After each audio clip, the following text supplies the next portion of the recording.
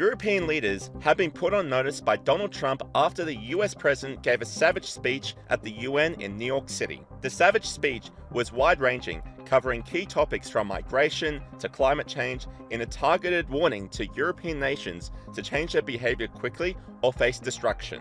You have to end it now, Sid, I can tell you. I'm really good at this stuff. Your countries are going to hell. In America, we've taken bold action to swiftly shut down uncontrolled migration. He then slammed the UN for their lack of support. I ended 7 wars, dealt with the leaders of each and every one of these countries, and never even received a phone call from the United Nations offering to help in finalizing the deal. All I got from the United Nations was an escalator that on the way up stopped right in the middle. If the First Lady wasn't in great shape, she would have fallen, but she's in great shape. We're both in good shape, we both stood. And then a teleprompter that didn't work. These are the 2 things I got from the United Nations, a bad escalator and a bad teleprompter. Thank you very much. And the president went to town to the UN and Europe for their climate change obsession, calling it a con job. Global warming, not happening. You know, it used to be global cooling. If you look back years ago in the 1920s and the 1930s, they said, global cooling will kill the world. We have to do something. Then they said global warming will kill the world. But then it started getting cooler, so now they could just call it climate change, because that way they can't miss. It's climate change. Because if it goes higher or lower, whatever the hell happens, there's climate change. It's the greatest con job ever perpetrated on the world, in my opinion. And it seems the speech wasn't enough for Trump, with the president doubling down on Truth Social afterwards, claiming the UN sabotaged his appearance after the escalator he was riding abruptly stopped. He said, "A real disgrace took place at the United Nations yesterday. Not 1, not 2, but 3 very sinister events. First, the escalator going up to the main speaking floor came to a screeching halt. It stopped on a dime.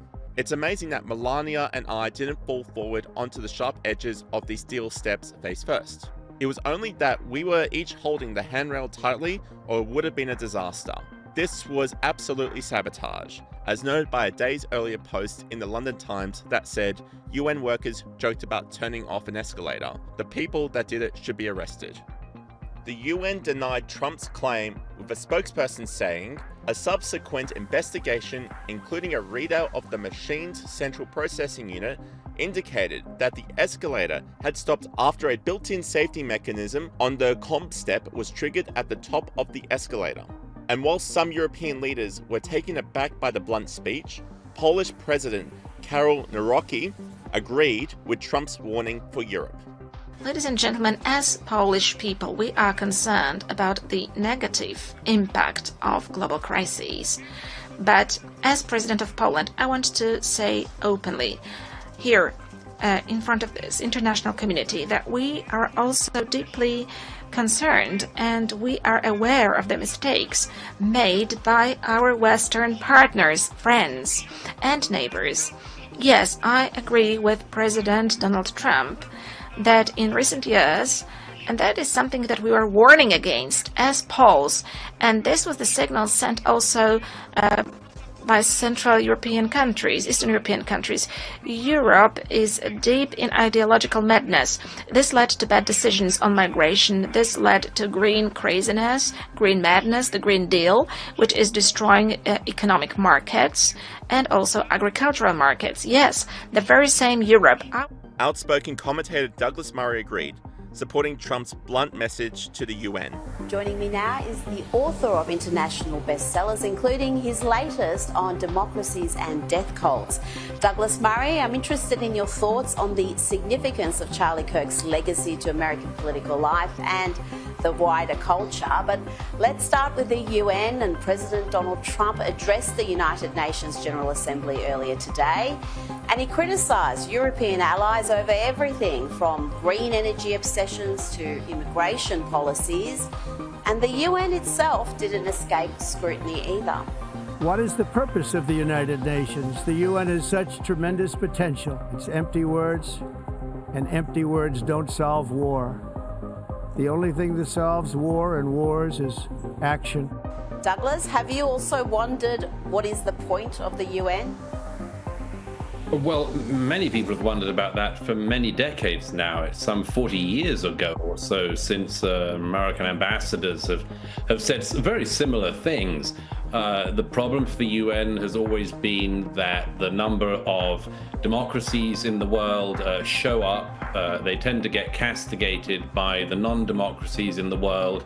The free countries get lambasted by unfree countries, and everyone has to pretend that say, you know, an elected leader in a democracy is on an even pegging with some thuggish dictator from somewhere else in the world. And of course, you know, that's a sort of nicety. Unfortunately, a lot of people fall into the trap of believing that as a result, the UN is what it says it is and is the sort of ultimate court of the world. And, you know, while some things can be hashed out there, I have always thought that it is important that democratically elected leaders of countries like the US do things like Trump did today and call out the UN's failings. Otherwise, it's just a sort of talking shop for demagogues and dictators to launder their reputations in New York City. Now, the president had this to say about mass migration, including illegal immigration and economic migrants seeking asylum. Proud nations must be allowed to protect their communities and prevent their societies from being overwhelmed by people they have never seen before, with different customs, religions, with different everything. Where migrants have violated laws, lodged false asylum claims, or claimed refugee status. Douglas, he's talking about essentially what you wrote about so many years ago, the strange death of Europe.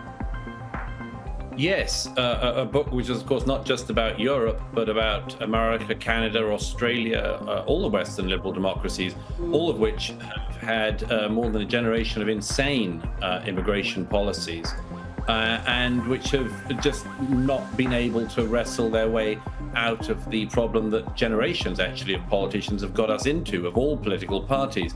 What Trump said is completely true, and of course will go down like a cup of cold sick with almost all of his allies, because, you know, governments like those in Australia and Britain and so on do this thing of like talking endlessly about our openness and our diversity and so on. And Trump made one of the observations that, yes, I mean, I've made for many years, which is why is it only the Western democracies that have to undergo this? Why is it that we're not allowed to defend our own borders? Why are we not allowed to have our own customs and culture, but instead only define ourselves by our diversity and much more? And as you and I have said before, Rita, one of the historic things which Trump is showing, and if he can pull it off with Homan and others, then it'll be really seismic, is to show that the illegal migration and the dissolution of Western cultures is not inevitable. That you can actually have an orderly migration policy, you can have borders, you can defend those borders, you can have laws, you can have asylum policies, but you can have none of those things if you've decided that basically anyone who walks into your country illegally has the right to stay and enjoy all the benefits of being in these countries, despite, in most cases, not having contributed anything to them and not being likely to contribute anything meaningful to them either. Yes, what he said was completely true, and doubtless, as I say, all of his allies will abhor his comments and think how incredibly backward President Trump is to voice such sentiments, whereas in actual fact, in the rotation that politics can often be, the rotating game that politics can often be, maybe Donald Trump is the voice from the future on all this.